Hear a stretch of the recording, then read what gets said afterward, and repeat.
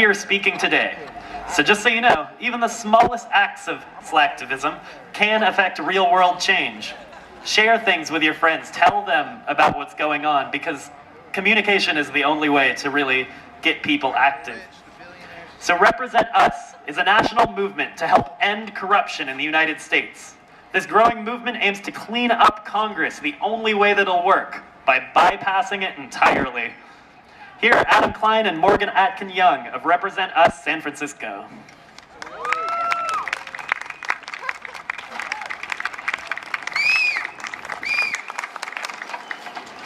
Hi everybody, thank you Connor so much for sharing our video. Thank you to all of the organizers here today, and thank you especially to all of you to coming out and supporting this great cause today. My name is Adam Klein, and together with my friend Morgan Atkin-Young and a small team of passionate professionals, I helped start the San Francisco chapter of Represent Us, a movement to end corruption and big money in politics. All of us are volunteers. I do strategic planning for a homeless shelter nonprofit, and Morgan is a marketing consultant for a technology company. We are a diverse, nonpartisan group with one important commonality. We believe that nothing matters more than fixing our broken, corrupt system of government. Yeah. I want to take a moment first to celebrate a few big victories for our movement to fix our corrupt political system. On Tuesday, we won important ballot initiatives in Maine, Seattle, and right here in San Francisco. In fact, every single ballot initiative that Represent Us has ever brought to the people has passed with widespread and bipartisan support. The people have spoken and the message is clear. We want clean elections. We want to crack down on lobbying, and we want transparency, and we want to have a voice in our elections. When we get the chance to vote on these initiatives, they pass. Every time. Prop C in San Francisco is one small step, but the 75% approval by all of you shows we are moving in the right direction.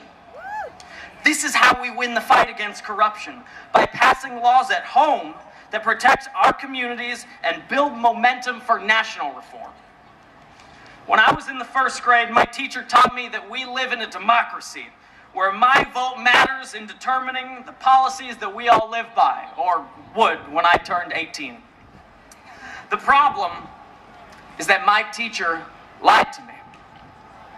When you vote for a candidate taking money from super PACs and big money, your vote doesn't matter. A recent study by Princeton and Northwestern universities found that the preferences of the average American appear to have a minuscule, near zero, statistically non-significant impact upon public policy. And that was a quote. You know why that is, and I know why that is. As my grandfather would say, money talks, bullshit walks. 91% of the time in congressional elections, the candidate with the most money wins the election. On average, the winning candidate spends $23 million, and the losing candidate, $1.1 million. If you would like to lose a congressional election, it costs you over $1 million to lose the election. When it takes that much money to run, candidates have no choice but to ask billionaires for a favor. And when billionaires give a favor, billionaires get a favor. That's just the way it works. In a 5-year period, 200 corporations spent $5.8 billion on lobbying and campaigns and got a return on investment from taxpayer dollars of $4.4 trillion. Trillion, with a T. That is a 76,000% return on investment. 76,000% return on investment. As Donald Trump says, that's just good business. Oh, yeah. If you're rich, you can afford an army of lobbyists, and fund politicians' campaigns and pour money into a super PAC, you get a better version of government than everybody else. You get tax breaks, you get special loopholes, and you get a bailout when you cause a global financial meltdown. It flies right in the face of everything we've been taught this country is supposed to stand for, and it pisses me off. If you're like me, you can't believe that it's often easier to get a gun than birth control. If you're like me, you can't believe that we put more black men in prison than we send to colleges and universities. And if you're like me, you can't believe that we spend $700 billion bailing out the banks while students in our country hold $1.2 trillion of student loan debts. Yes! But what really pisses me off is that any one of these issues, no matter how many people support reform, will ever change as long as big money is allowed to corrupt politics. If we don't fix this one overwhelming issue, we can't fix anything else. The proof is in the pudding. The current Congress has been one of the least productive and least representative of average Americans in our country's history. Do you care about climate change? Great. You'll reduce, you'll reuse, and you'll recycle. But if the oil and gas industry wants a tax break, and they always want a tax break, they'll spend $145 million on lobbying like they did in 2014 to ensure that all your reducing, all your reusing, and all your recycling will mean absolutely nothing compared to the damage they'll cause to the environment. Whatever issue you care about, however loud you scream, regardless of how many other average Americans are on your side, big money, as long as it's allowed to be bartered with in politics, will always scream louder. Put yourself in the place of a politician for a moment. You're a congressman or a senator. You want to do right by your constituents. That's what they put you in office to do. You also want to keep your job. Because how can you serve your constituents if you can't win an election? Let's say a bill requiring background checks on all gun owners comes up for a vote. Now, keep in mind, 93% of all Americans, including 90% of Republicans, support a background check on gun owners. 93%. Now, as you make your way to the floor to pass your bill, the friendly lobbyist from the NRA reminds you that if you even so much as think about passing this bill, we will spend every dollar that we need to spend to defeat you. And they will spend that money, and you will lose. So now, you have a genuinely difficult decision to make. Do you stake? Is gun control, is this one issue, is this one vote worth your entire political career? Is it worth everything that you've been working towards? You may be working on healthcare, education, bringing jobs to your constituents, and all of that can be undone by one rogue vote. So what do? That's the power of money in politics. And it's not just the NRA. Every issue has billionaires on both sides with money that can decide winners and decide losers of your next election based on how they vote on policy. So do you blame the politicians? You can. That's fair. It's easy to do. It's fair to be angry at them.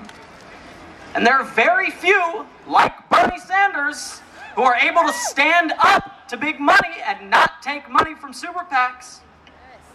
But even good, honest people can be corrupted by a corrupt system. And our system, it's corrupt. It's broken. Completely, 100% broken. But Adam, we are winning. We are fixing the broken system. Morgan, what about Citizens United?